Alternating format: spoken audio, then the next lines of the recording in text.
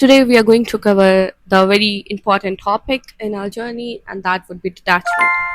Now, before letting you know about detachment, I'll just clear out the conception. There are a few misconception over detachment. So, before just letting you know like what detachment actually is, I will let you know what detachment is not. So, the detachment is not cold replies, being avoidant, pretending unaffected, and being heartless. These are not at all detachment. Instead, the real detachment is much quieter, much harder, and honestly more loving. For example, like suppose somebody have a breakup recently, okay, and from the next day of the breakup, they started putting up the stories of self-loving, self-healing, traveling, and being moved on. Then this is not detachment. It is a performance which they are doing for the person, for some set of audience as well. So this is not detachment. Okay. Now, if it is not detachment, then what actually detachment is? In real life or in terms, real detachment is fully caring while not needing an outcome out of it. So, real detachment says that I love you, I care for you, I'm here, but your response or action will not going to impact my peace or self-worth. I'm not letting your action judge my self-respect, judge my self-worth, impact my life completely. It's just like you can want something very much and so deeply and still be okay if it doesn't come or happen in a certain way which you're expecting. Okay. uh, let's try to understand this from the sand example. So, have you seen that desert sand which we have? Okay. So, when we try to hold the sand full of our palm, okay, and when we try to tighten our palm, try to make it a fist, the sand just escape from all the possible spaces from your palm, okay, and you just left with very small amount of sand or with nothing either. In that kind of situation, that little bit sand which is remaining in your palm is called attachment. Now, how it is attachment? The sand is actually the attachment. When you will keep your palm open, it will stay as long as it would. And when you'll try to tighten up, it will just escape because it will feel suffocated.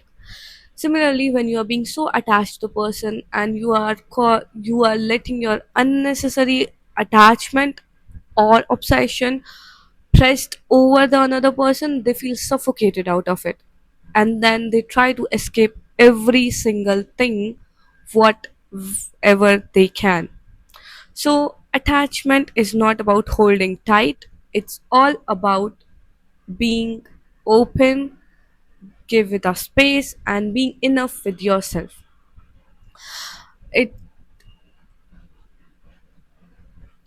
Now let's just understand attachment from few other perspective side.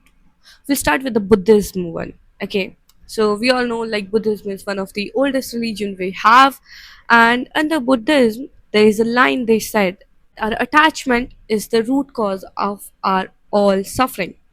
Basically, in Buddhism they also said like life is full of suffering, and later on this line got connected that attachment is the root cause of all of our suffering. Now, if we're going to just think about it, then we'll think, oh, being attached is negative now. Like in Buddhism, from the religion perspective, it is negative that we shouldn't be attached. But no, it's not like that. Because later on in Buddhism, they just explain it that attachment and love is totally different thing. We cannot correlate, we cannot mix them up. They are correlate, but there are differences out there. Attachment shrink the person, meanwhile love just expand it. Now let's just try to understand from the perspective like we'll take an example of a parents. Okay, a parents who is very much attached to their children in an unnecessary manner, they will be like, I need you to stay exactly so I will feel okay. like you do not go, you do not leave, you do not study outside. And it's not about, being them being caring for their children. Instead, they are being deeply attached and obsessed, and having that fear of their child, that they are not letting that child being grown up. Meanwhile, a loving parents will be like, I love you, I care for you, but I will be okay. You just grow. I give you the space to grow. You see the difference? That's why attachment just shrink people and love just expanded. And we just feel like, oh, love is equal to attachment. No, it is not. It just, attachment is required to be there to a certain point. If it is above the certain point, it's just going to destroy it. I'll give you the recent example of my case. So there was a project I was working for. My manager has told me about it, and I have prepared the PPT and have given all. I have prepared the script and I have given it. I have given the presentation from whatever best I can, but the response from their side was lukewarm. It was like all okayish, and in that kind of scenario, it stings. Okay, but detachment, if I'm being unnecessarily obsessed or attached with the outcome, that it should be like this only, they need to react like this only if they think like my project is worth it. Meanwhile, the response was lukewarm, but me being detached, it stinged. I acknowledged that, but later on, I just moved on that I have given my best, and I have done that. The outcome is not in my hand. So moving to the related to this example, we have our next theory from Stoicism. Okay, so under Stoicism, we have a practice called amor fati, which translate to love of fate. Under this, they called that we do not need to accept things reluctantly. Instead, we need to love them, including the uncertain things which is happening in our life, circumstances, people, heartbreaks, a lot of losses, these kind of stuff. Now, this is also a little bit confusing when I first tried it, and I feel like, oh, they are saying that eventually we don't need to care about anything. But no, they have dropped a very fantastic and important line out there, and it says like, we need to care about, but we need to care about what's yours to care about. Fantastic, right? When I first read that, it just blew my mind, and it just eased up a lot of thing in me. Because in today's generation, we just hold up to things which doesn't belong to us, with like the response from other person, the response of PPT from the manager, the calls, the replies, and there are certain standards which we have set for ourselves, which is like, I'm just talking about out of the basics criteria. So in this one, it's just like, you just need to control what you can, your responses, your action, your honesty, your behavior. N- Rest is, you need to leave with the others, because it's there, not yours to care about. And in Stoicism, they said like, if you will put your efforts honestly, that will come back equally. Okay, and this is actually wonderful. So basically, detachment from Buddhism and Stoicism perspective is, you feeling full, you first create a bond with yourself, you being confident with yourself, you then will love somebody with whole of your heart while not losing yourself out of it.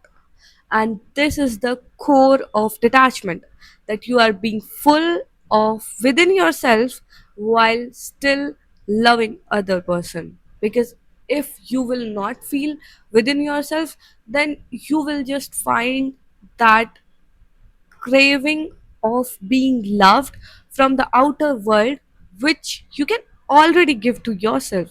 You can make yourself feel pampered, make yourself feel proud. You can count your blessing more than anybody. You can observe yourself, give yourself the time more than any other person in this world will going to give it to you. And this is the core belief of it.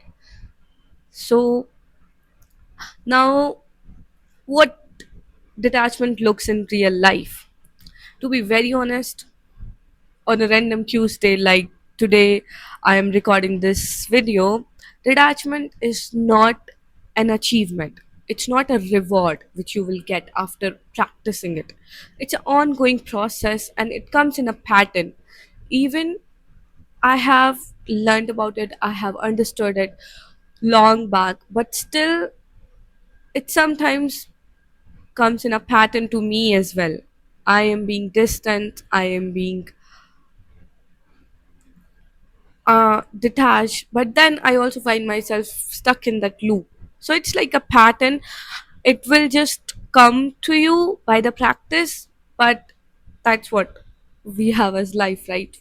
It and we just learn things, implement things, then stuck in the loop, and then we again learn. This is the process which we have, and that's why it's a pattern process, not an achievement or reward. Now, what's the process of it?